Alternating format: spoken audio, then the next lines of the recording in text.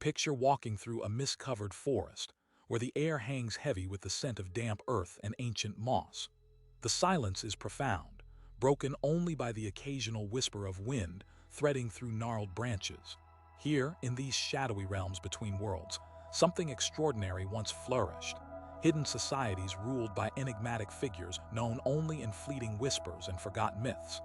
These were no ordinary rulers, no kings or emperors draped in gold and jewels. These were secret queens, underground sovereigns of people who lived long before the first pages of written history were inked. Their stories have slipped through the cracks of time like fine sand, leaving only tantalizing traces. Strange carvings, cryptic artifacts, and ancient legends half remembered around smoky fires in distant lands. Imagine a world where powerful women governed hidden kingdoms beneath the earth, shaping early human civilization with wisdom both fierce and mysterious. But what were these queens really? And why did their reign vanish almost without a trace? This isn't just a forgotten chapter of history. It's an invitation to peer into a past cloaked in shadow and mystery, where the boundaries between myth and reality blur, and where we might rediscover something essential about ourselves and the world we inhabit. Folklorists have long wondered about these elusive figures, piecing together fragments from diverse cultures, from the labyrinthine caves of Anatolia to the deep forests of northern Europe, from the mystical valleys of the Americas to the remote islands of the Pacific.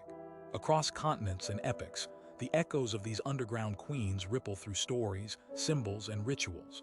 Now, before we dive deeper, picture this: a queen not on a throne, but seated in a cavern sculpted by roots and stone, her crown a tangle of entwined branches, eyes gleaming with ancient knowledge.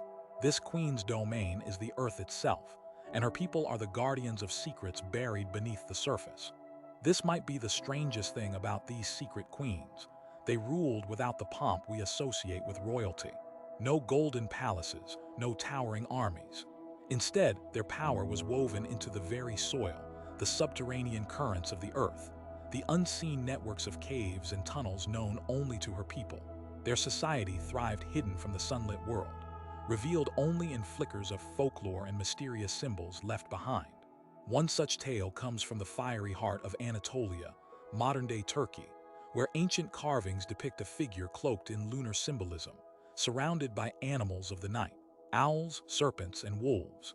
She is called the mother of the underworld, queen to a people who lived in vast underground cities, hidden cities where water flowed beneath stone pillars, where firelight danced on walls etched with stories of creation and destruction. The story goes that her people possessed knowledge of the earth's energies, healing herbs, and the stars' secrets. They were the original environmental activists, deeply attuned to the natural world's cycles, protecting the hidden springs and groves that sustained their lives. But there's more to this story.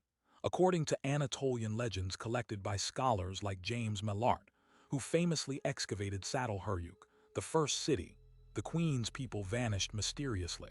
Some say they descended further into the earth to escape invasion, others that they were wiped out by forces we cannot comprehend. Their disappearance became a vanishing mystery, lost beneath layers of silt and time. Yet fragments remain, symbols of a crescent moon worn like a crown, depictions of fierce women wielding knowledge like a shield. What these tales really reveal is a world in which feminine power and connection to the earth were central, long before patriarchal kingships dominated human history. This should be no surprise given that early human communities often honored earth goddesses as embodiments of fertility, life, and transformation. But these underground queens weren't merely depictions of nature's bounty. They ruled complex societies, acted as judges, healers, and protectors. Their roles were both spiritual and political, much like ancient therapy sessions tailored for entire populations, blending ritual with governance. Imagine the queen gathering her people in cavernous halls, the sound of chanting echoing off stone, as disputes were settled and wisdom shared. These gatherings were the heartbeats of their society, emphasizing harmony with the unseen currents beneath their feet. The cultural context in which these queens thrived is crucial to understanding why their stories faded. As agriculture spread and surface settlements proliferated, underground life became less practical, sunlight beckoned, and tall cities grew outward rather than downward. The queen's subterranean dominions transformed in the collective memory into places of mystery, fear, and sometimes malevolence. In medieval European folklore, for example, the underground people shifted into goblins, dwarves, and trolls, less sovereigns, more mischievous spirits. Catherine Briggs, a noted folklorist, documented how many of these beings became nature's version of security cameras, watching travelers and protecting hidden treasures, but with a distinctly trickster edge. Their regal origins were warped into cautionary tales, warning children not to stray too far from the known paths. Yet beneath this behavioral shift lay a deeper societal transition.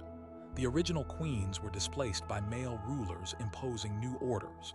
The memory of feminine subterranean sovereignty was eclipsed, their power reduced to myth and superstition. The transformation reflected broader changes in human social structures, signaling a move away from communal matriarchies to hierarchical patriarchies.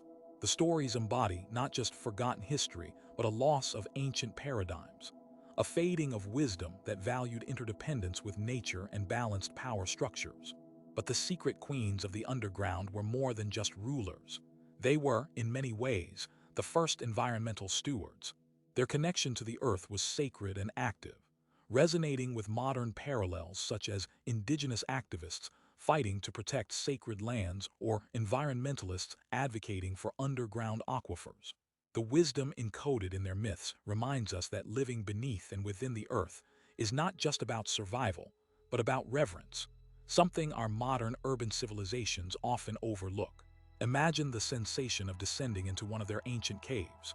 The cool, damp air brushing your skin, the faint echo of dripping water, the pale flicker of torchlight illuminating walls adorned with symbolic paintings. It's a moment suspended in time, a sensory immersion into a vanished world where power thrived off the surface and secrets were cultivated in soil and shadows. These were places alive with mystery, where the queens held court among entwined roots and crystalline formations, surrounded by attendants who maintained the delicate balance between human life and nature's hidden forces. Let me tell you a story recorded by early Greek historian Herodotus, who spoke of an enigmatic people called the Hyperboreans, whom some scholars believe had deep ties to subterranean cultures. According to his account, these distant northern folk worshipped a queen associated with the moon and earth, dwelling beyond the reach of mortal men, living in harmony with hidden worlds beneath snow-covered peaks. When messengers from Greek cities sought their knowledge, the queen's emissaries appeared in shimmering robes, offering wisdom that melded nature's cycles with human fate. This tale, though dismissed for centuries as fantasy, captures the essence of what these secret queens represent: rulers of liminal spaces, bridging seen and unseen realms. But the queen's story does not end with her people's descent or disappearance. As time marched on, their image morphed and merged with local myths. In Celtic traditions, for instance, there's the tale of the Queen of the Fairies, a capricious yet powerful figure who presides over an underground realm called Tir na in Og, the land beyond time. Grimm's fairy tales similarly reflect remnants of these archetypes in characters like the Earth Mother or Mountain Queen, often guarding treasures and secrets beneath the earth. These stories functioned as medieval social workers of sorts, mediating fears of the unknown and enforcing community values through allegory and enchantment. What's truly fascinating is how our modern world still holds traces of these queens, even if we don't recognize them. The symbolic reverence for caves, underground springs, and moonlit nights echoes in art, literature, and even psychological archetypes. Jungian analysts interpret them as embodiments of the Great Mother archetype, caretakers of the unconscious mind, guardians of hidden wisdom. The queens remind us that human history wasn't a straightforward conquest of territory, but a complex dance with mystery, power, and the very earth beneath our feet. But why did their stories vanish from mainstream history? Part of the answer lies in the rise of written records focusing on surface empires and male rulers, marginalizing underground societies as myth or folklore too primitive to be taken seriously. Another reason is practical. As societies urbanized, living beneath the earth became less sustainable, and the oral traditions faded as new religious ideologies took hold, often casting these powerful queens and their people as pagan or demonic forces to be suppressed. This fading reflects not just a shift in material culture, but a shift in worldview, a loss of reverence for the hidden, the unknown, and the feminine. As we stand now, on the brink of technological civilization, seeking to reconnect with roots lost to time, these underground queens call to us. They offer a mirror reflecting aspects of ourselves we may have buried, our instinctual ties to earth, cycles, and community. Could it be that the wisdom of these subterranean realms holds keys to our modern dilemmas, from environmental crises to social fragmentation? The secret queens of the underground were once real rulers, real leaders who shaped humanity's earliest civilizations. Their story is not one of mere legend, but a profound testament to the truths buried under millennia of silence. So when you next find yourself passing a cave opening or feel the pull of the moon through clouds, remember, they are still there, waiting in the shadows between worlds, inviting us to rediscover a heritage rich in mystery and ancient power. And as we explore this story, we'll unlock not just the past, but new ways to meet the future. But this first glimpse is only the beginning.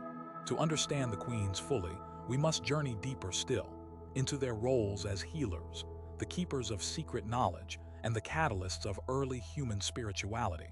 We'll unravel the layers of myth and history entwined in their legacy, and see how, even now, their stories shape our collective unconscious in surprising ways. Stay with me because the underground is vast, and the queens who ruled there have many more secrets left to share.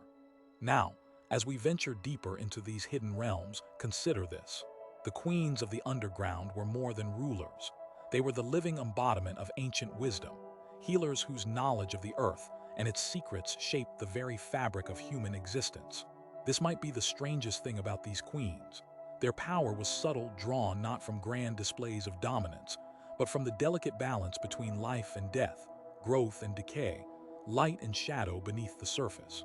Take, for instance, the story preserved in the caves of Lascaux in France, where prehistoric paintings depict majestic women figures accompanied by symbols of fertility, spirals, serpents, and celestial patterns.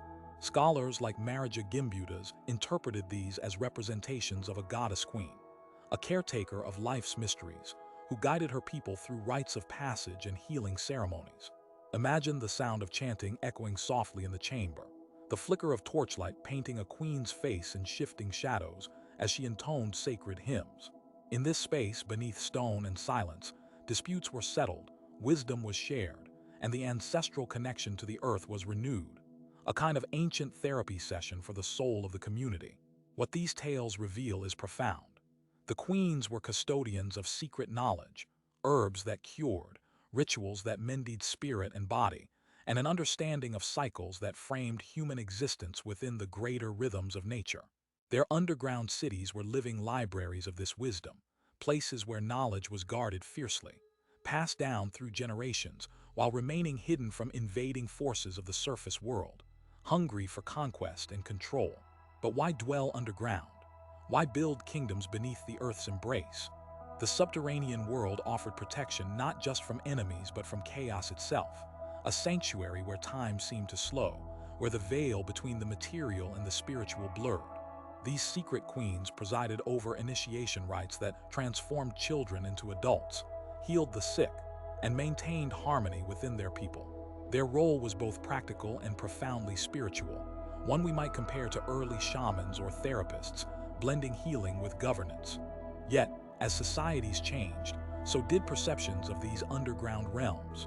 In Scandinavian folklore, for example, the Huldufolk or hidden people were believed to inhabit the earth and rocks. Folklorist Katharina Menzel chronicled how these beings were once respected as ancestral guardians, but over centuries became shadowy figures, sometimes helpful, often mischievous, nature's version of security cameras, watching over landscapes yet mistrusted by increasingly industrialized communities. The hidden people's queen, once a goddess of life cycles, morphed into a more ambiguous figure, her nobility diluted by fear of the unknown. This tale encapsulates the wider erasure and transformation of the underground queen's legacy, a fading echo of reverence replaced by superstition. But there's more to this story, one told in the ancient mesas and canyons of the American Southwest.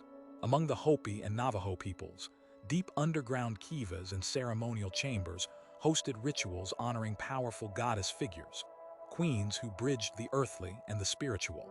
The story of Spider-Woman, for example, is a mythic narrative of creation and wisdom shared by southwestern tribes. She emerged not from sunlight but from deep caverns, weaving the web of life and teaching the first people how to live in harmony with the earth and each other. This queen's realm was one of quiet strength and profound insight, her influence still threading through indigenous ceremonies today. Imagine descending into one of these kivas, the scent of burning sage mingling with cool earth, the rhythmic pounding of drums echoing in underground chambers. Here, the queen's presence was palpable, an unseen force fostering healing and social cohesion. These spaces were vibrant centers of early human spirituality, underscoring how subterranean life was not a limitation, but a source of power and belonging. The queen's role extended further. She was a mediator between worlds, human and divine, visible and invisible, life and afterlife. In Siberian shamanic traditions, the underground is the realm of the ancestors and spirits, governed by powerful female figures who guide shamans during visionary journeys. Anthropologist Mircea Eliade noted that these queens functioned as psychopomps, assisting souls through passageways beneath the earth. Through ritual and trance, the queens opened channels of knowledge, offering guidance and protection. This reveals something deeper about humanity's earliest spiritual frameworks, one not based on domination, but on relational stewardship between humans, nature, and the spirit world. Yet beneath this sacred balance lay the relentless march of time and culture. The ascent of surface empires and patriarchal religions marginalized these feminine rulers and their subterranean societies. As written histories began to dominate, the queens of the underground were recast as mere myths, their vibrant societies compressed into allegories or dismissed as superstitions. Medieval Christian scribes often associated caves and underground dwellers with demons or heretics, turning once revered queens into sinister figures. Folklorists like E.O. James documented how the queen of the underworld motifs were twisted, emphasizing fear rather than respect, symbolizing the cultural shift away from earth-centered and feminine spiritualities. This cultural dissolution echoes in Grimm's fairy tales, where queens and witches of the forest or cavern are conflicted characters, at once powerful and threatening. The original societal roles blurred into archetypes of danger or trickery. Yet, if we look closely, we find a seed of ancient truth. These stories are the last flickers of a world that valued balance, knowledge, and communal healing rooted in the earth itself. The Secret Queen's disappearance is not just loss of story, but loss of worldview. This shift marked humanity's gradual alienation from the deep connections to nature and the feminine principles of nurture, intuition, and reciprocity. Where once the earth was mother and queen, now it was often a resource to control or conquer. Yet, these queens have left us legacies that still nourish our collective unconscious. Jungian psychologists identify the Great Mother archetype rising from these myths, a symbolic guardian of transformation and the unconscious mind. They remind us that beneath the surface of modern life lies a dormant world yearning to be reclaimed. What does this mean for us today? Perhaps it explains the resurgence of interest in sacred groves, cave explorations, and moon ceremonies. Environmental movements echo the Queen's ancient stewardship, fighting to protect underground aquifers and sacred lands from exploitation. Indigenous activists, like the defenders of Standing Rock, embody this continuity, holding sacred the relationship between people and earth that these secret queens once governed. Their wisdom, taught through myth and ritual, urges us to listen to the earth's subtle messages, recognizing beneath the surface the roots of survival and community. Imagine now standing at the entrance of a hidden cavern, feeling the cool whisper of wind from below, the weight of silence pressing in. This is the threshold where history and myth merge, where the secret queens still hold their silent court beneath the world of light, guardians of knowledge we may yet rediscover. Their stories are not relics but living invitations, calling us to connect with a part of ourselves long buried. The instinctual, the mysterious, the wise feminine pulse of the planet beneath our feet. So, as we close this chapter, reflect on this. The secret queens of the underground did not vanish because they were defeated. They retreated, transformed, and endured in shadows and stories, waiting for us to remember. They are the testament that history is never simply written in stone or script, but whispered in caves, etched in symbols, and carried in the rhythm of the earth itself. What if reclaiming their legacy could help heal not only our relationship with the environment, but with each other? These queens, rulers of unseen realms, remind us that true power lies in balance, knowledge, and respect for the mysteries beyond sight. They invite us to rediscover the ancient connection to the earth's depths, not as conquerors but as custodians. The next time you stand before a cave entrance, smell the damp earth after rain, or gaze up at a moonlit sky, listen closely. You might hear the echo of those secret queens, the ancient voices beneath the surface, still weaving their timeless stories into the fabric of our world.